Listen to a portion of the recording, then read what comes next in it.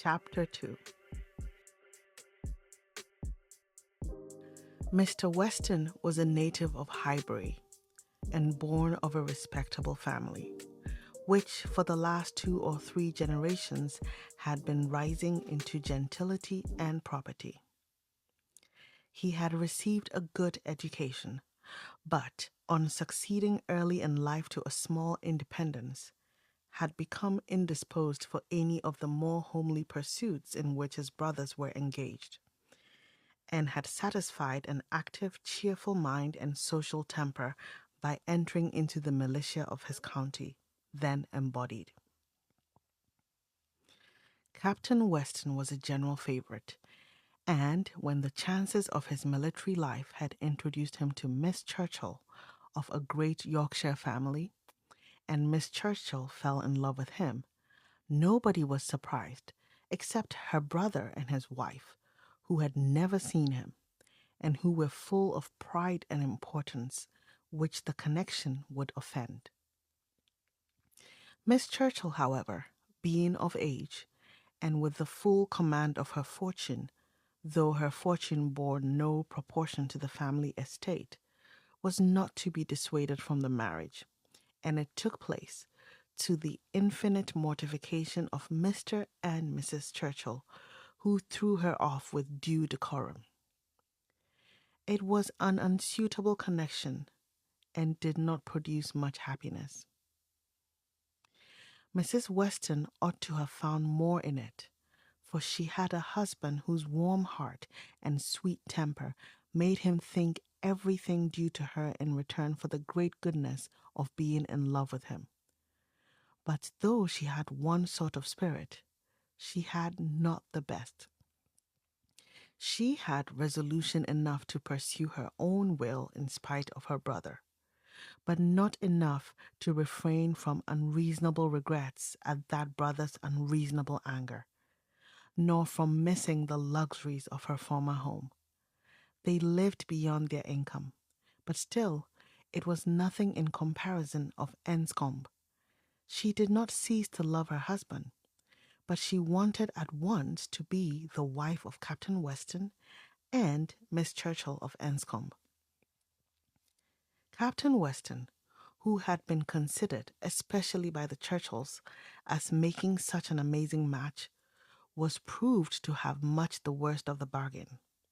For when his wife died after a 3 years' marriage, he was rather a poorer man than at first, and with a child to maintain.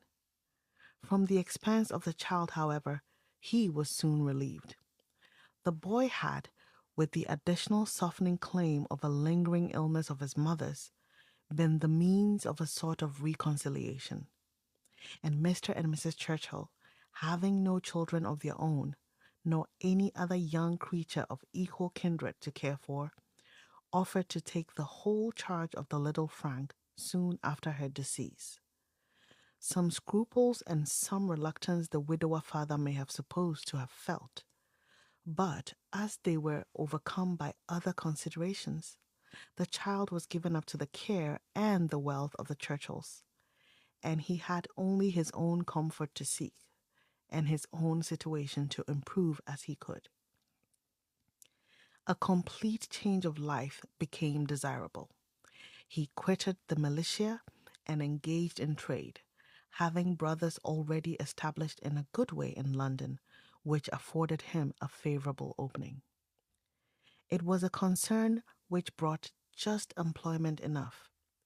He had still a small house in Highbury, where most of his leisure days were spent, and between useful occupation and the pleasures of society, the next 18 or 20 years of his life passed cheerfully away.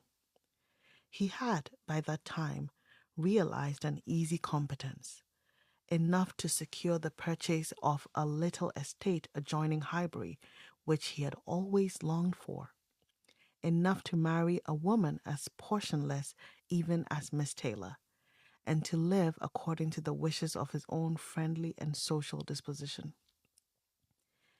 It was now some time since Miss Taylor had begun to influence his schemes, but as it was not the tyrannic influence of youth on youth, it had not shaken his determination of never settling till he could purchase Randall's, and the sale of Randall's was long looked forward to. But he had gone steadily on with these objects in mind till they were accomplished. He had made his fortune, bought his house, and obtained his wife, and was beginning a new period of existence, with every probability of greater happiness than in any yet passed through. He had never been an unhappy man. His own temper had secured him from that even in his first marriage. But his second must show him how delightful a well judging and truly amiable woman could be, and must give him the pleasantest proof of its being a great deal better to choose than to be chosen, to excite gratitude than to feel it. He had only himself to please in his choice. His fortune was his own, for as to Frank, it was more than being tacitly brought up as his uncle's heir. It had become so avowed an adoption as to have him assume the name of Churchill on coming of age. It was most unlikely, therefore, that he should ever want his father's assistance. His father had no apprehension of it. His aunt was a capricious woman, and governed her husband entirely. But it was not in Mr. Weston's nature to imagine that any caprice could be strong enough to affect one so dear, and, as he believed, so deservedly dear. He saw his son every year in London and was proud of him. And his fond report of him as a very fine young man had made Highbury feel a sort of pride in him too. He was looked on as sufficiently belonging to the place to make his merits and prospects a kind of common concern. Mr. Frank Churchill was one of the boasts of Highbury, and a lively curiosity to see him prevailed, though the compliment was so little returned that he had never been there in his life. His coming to visit his father had been often talked of, but never achieved. Now, upon his father's marriage, it was very generally proposed as a most proper attention that the visit should take place. There was not a dissentient voice on the subject, either when Mrs. Perry drank tea with Mrs. and Miss Bates, or when Mrs. and Miss Bates returned the visit. Now was the time for Mr. Frank Churchill to come among them, and the hope strengthened when it was understood that he had written to his new mother on the occasion. For a few days, every morning visit in Highbury included some mention of the handsome letter Mrs. Weston had received. "I suppose you have heard of the handsome letter Mr. Frank Churchill has written to Mrs. Weston? I understand it was a very handsome letter indeed. Mr. Woodhouse told me of it. Mr. Woodhouse saw the letter, and he says he never saw such a handsome letter in his life." It was, indeed, a highly prized letter. Mrs. Weston had, of course, formed a very favourable idea of the young man, and such a pleasing attention was an irresistible proof of his great good sense, and a most welcome addition to every source and every expression of congratulation which her marriage had already secured. She felt herself a most fortunate woman, and she had lived long enough to know how fortunate she might well be thought, where the only regret was for a partial separation from friends whose friendship for her had never cooled, and who could ill bear to part with her. She knew that at times she must be missed, and could not think without pain of Emma's losing a single pleasure, or suffering an hour's ennui, from the want of her companionableness. But dear Emma was of no feeble character. She was more equal to her situation than most girls would have been, and had sense and energy and spirits that might be hoped would bear her well and happily through its little difficulties and privations. And then there was such comfort in the very easy distance of Randalls from Hartfield, so convenient for even solitary female walking, and in Mr. Weston's disposition and circumstances, which would make the approaching season no hindrance to their spending half the evenings in the week together.